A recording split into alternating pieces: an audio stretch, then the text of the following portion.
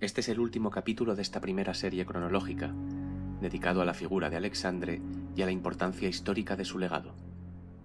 Tras la muerte de Omaitzoe en Clermont-Ferrand, los ejércitos de la Irutsie, guiados por Alexandre, se encaminaron hacia Caide, liberando las principales ciudades de la península casi sin oposición. La población les recibía entre vítores, pues por fin se han librado de la cruel opresión paya. Alexandre fundará Betis, que quiere decir es del B, hoy Sevilla, que será capital del reino de Betanie, hoy Andalucía. Y lo será con esta bandera, que más tarde adoptará al-Ándalus. Esta es la bandera de Abderramán III, que la gobernó, verde, blanco y águila, todos símbolos veres por si a alguien le queda alguna duda de quiénes son los omeyas, pero es que sigue siendo así la bandera andaluza actual, que muestra también su escudo, diciendo Dominator Hércules Fundator. Hércules es, como vemos, Alexandre, que domina a los leones payos y funda Betanie. En Betis se construirá una gigantesca torre para conmemorar la victoria de Troya. Esta será llamada con el paso de los años Egiralda, y estuvo en su día coronada por una enorme estatua de bronce de Alexandre a caballo, con su casco aladi, atravesando al Patari Payo, el dragón, con su pica troyana. Este es el Ortsiruco Godín, el tridente de Dios. Esta estatua, repetida en millones de obras de arte, es lo que hoy conocemos como San Jorge, que viene de Harry Gain Jauregui, literalmente colocado encima de la basílica. Todavía hoy, San Jorge es el patrón de Rusia, donde se le llama George Povedonosets, el que lleva la victoria, y también es el patrón de la mayor parte de países eslavos, de Inglaterra y de Cataluña. Lo que hoy hay sobre la Giralda, el Giraldillo, no tiene ya nada que ver. Fue puesto por el Imperio Español tras arrebatar Sevilla a los musulmanes. Por eso lleva una hoja de palma, símbolo payo, en la mano. Finalmente, Alexandre entra victorioso en la fabulosa Caide y en el enorme palacio del emperador, el Suduma, al que los lores ya le han arrancado todo el oro para guardarlo en sus cuevas. Se renombrará la ciudad como Cades. A la entrada del puerto se erigirá una gigantesca estatua representando a Alexandre atravesando al delfín con su tridente troyano. De esto se hablará como Kalotsi-Rudi, lugar de la famosa estatua, nombre que en el futuro los historiadores confundirán creyendo que se trata de un coloso en la isla de Rodas. Así Alexandre es Neptuno o Poseidón, el recuerdo que nos queda de aquella estatua y de aquel hecho. Dirigiéndose a la playa, Alexandre dará un discurso a sus soldados y a la población de la ciudad, considerando finalizada su misión en esta reencarnación y anunciando su futuro regreso en el que volverá para juzgar a la humanidad. Amén Egi y Salún, el verdadero poder es el poder final, dice. Y entonces se cuenta que las aguas del mar se tornaron mansas como las de un lago, el sol expandió su tamaño hasta volverse gigantesco y cayó con gran rapidez sobre dichas aguas calmas. Las gentes vieron en este milagro la obra de Dios Todopoderoso, quien de esta forma contestaba las palabras de Alexandre, y Ra reconocía su derrota ocultándose en las profundidades del mar. Será Alexandre quien funde frente al pico Idago, el actual Mulhacén, un conjunto de palacios y fortificaciones que se llamará Alamovera, la poderosa de la Movere, hoy la Alhambra, que incluye la Alcazabe, hoy escrito Alcazaba, y el Alcázar, la casa fuerte del zar. Por su inmensa belleza, Granada será la joya de Betanie. La cruzada hispana contra los Bere del Sur, mal llamada Reconquista, finalizará precisamente con la toma de Granada, así como las otras cruzadas terminan con la toma de Jerusalén, donde se encuentra la tumba de Jesús. Los payos, véase, nunca han soportado que reinos Bere estuvieran en posesión de sus lugares santos. Más tarde, Alexandre se encaminará hacia Mesopotamia, donde fundará la que será capital de su inmenso imperio, Babel. El enorme reino que Alexandre había fundado se llamaría Aragón, creación de Dios, Gole, tierra de Dios, o Coerreig, reino de Dios. Con el tiempo, la Gole se extenderá igualmente por todo el mundo gracias a los viajes de Alexandre y sobre todo del rey Dárdanos de los Uk, que bajo el nombre de Rey Yan pasará muchas décadas recorriendo el globo y llevando la cultura Bere a todas partes. De esa época proceden casi todas las tradiciones espirituales todavía hoy existentes en el globo, pues solo a los Bere les ha interesado elevar la conciencia del ser humano y no solo la suya propia. Los Bere fueron los arios, los hombres y mujeres originales, que llegaron a la India hace miles de años dejándoles su sabiduría concentrada en los Vedas, dados por el Ved, los textos religiosos más antiguos del planeta. Los arios hicieron prosperar a la antigua Putani Epaya a un nivel inconcebible, y harán lo mismo en todas partes. Los Bere iluminarán el mundo entero, y su recuerdo profundamente impreso en todos los pueblos de la tierra ya no ha podido ser borrado del todo.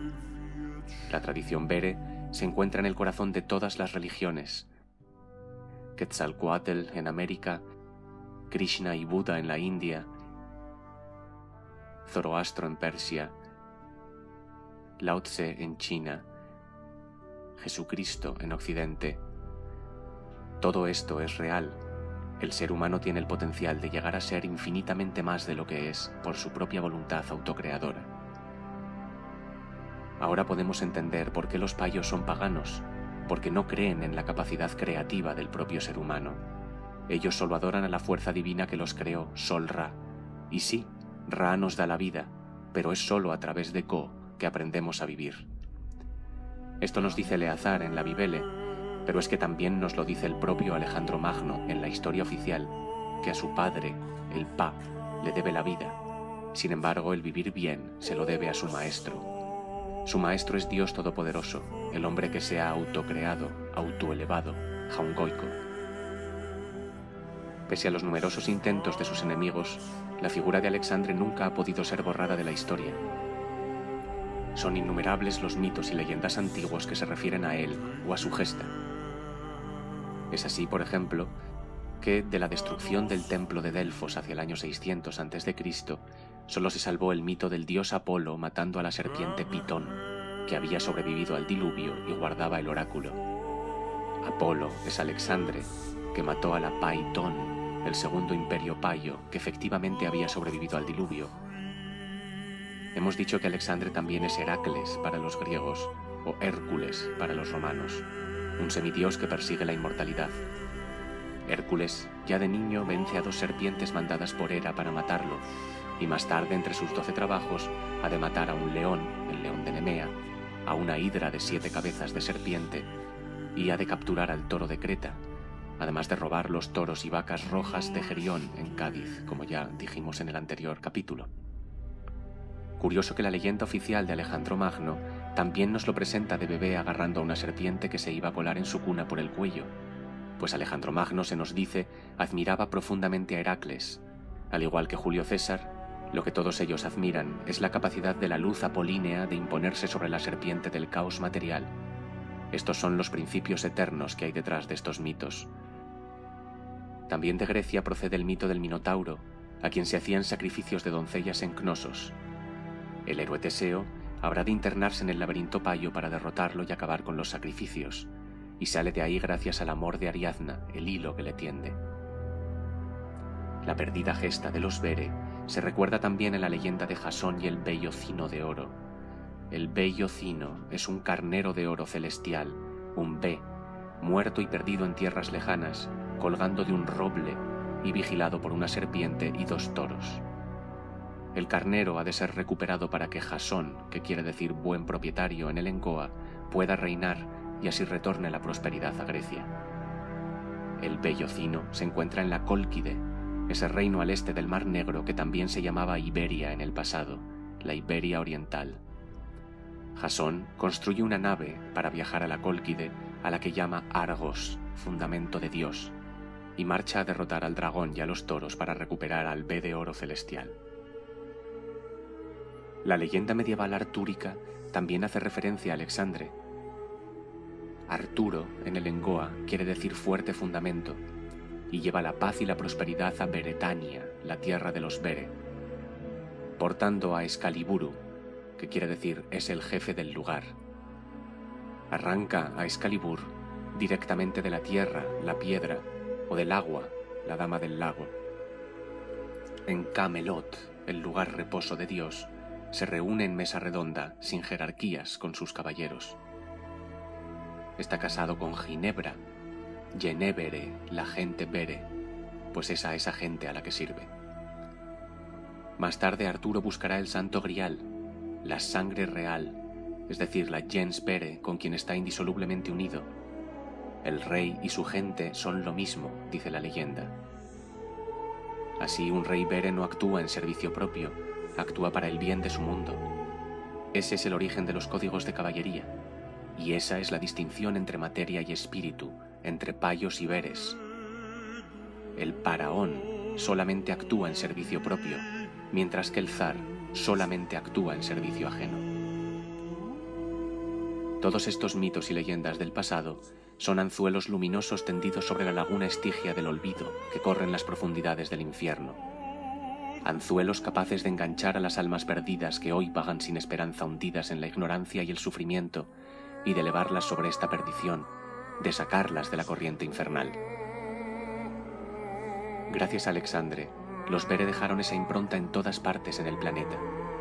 Esa es la religión auténtica, y las distorsiones efectuadas por los payos no han impedido que el mensaje esencial esté todavía visible para quien sabe ver. Los payos se han inventado Troyas totalmente materialistas, trolas, y se han burlado de Alexandre, identificándolo con el diablo, el diabele, que lo representa con su tridente troyano y sus cuernos de carnero, pero de forma brutal y horrorosa, en un intento de alejar al pueblo de su figura mediante el miedo. El carnero será demonizado, al igual que lo será el número 13, que son los años que duró la guerra de Troya, y también son las fases de la luna en un año. Ese número es importante para los Bere, por tanto, y maldito para los payos, a quienes les trae mala suerte, se dice, pues el 13 hace referencia tanto al golpe de la luna como a su derrota en los campos de Troya.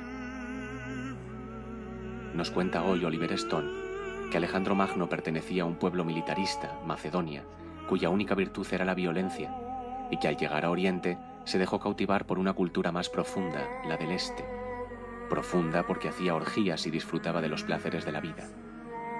Alexandre se nos presenta como un niño de mamá, con graves problemas emocionales, incapaz de amar a una mujer y dedicado a sodomizar al hombre de quien está enamorado, Hefestión. Es infantil e impulsivo, y en un arranque de ira llega incluso a matar a uno de sus compañeros, Clito. Esa es la historia oficial. Pero si fuera así, ¿quién recordaría a Alejandro? Alexandre será traicionado por un comandante de su guardia, Iurri, de donde viene el actual Judas. Alexandre será atado bajo un puente cerca de Babilonia y dejado morir de hambre, como él hizo en su día como Maitsoi. Este será su Calvere, Calvario, que quiere decir el lugar del Bere, que hoy recordamos como la crucifixión de Cristo. Por supuesto, en el recuerdo cristiano se ha borrado la obra de Alexandre y se entroniza solamente el momento de su sacrificio y muerte. Solamente Cristo es Dios. Se cambia el águila milenaria de Dios Ve por una estúpida paloma inocua.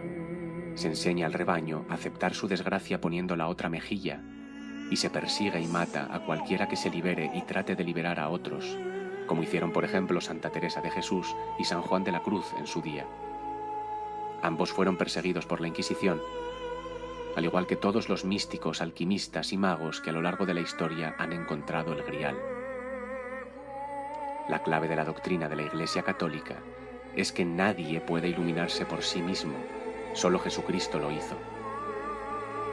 El ateísmo tiene el mismo fin, te cuenta que eso, lo divino, ni siquiera existe, que el hombre siempre ha sido egoísta, que solo somos materia, que no hay nada más, y que la naturaleza misma humana es la explotación. Por eso es importante recordar la verdadera historia, pues si el mundo supiera lo indigno y lamentable de su actual estado, si supiera que no es más que un despojo insignificante de la grandeza que en el pasado alcanzaron sus antecesores, entonces, tal vez haría algo.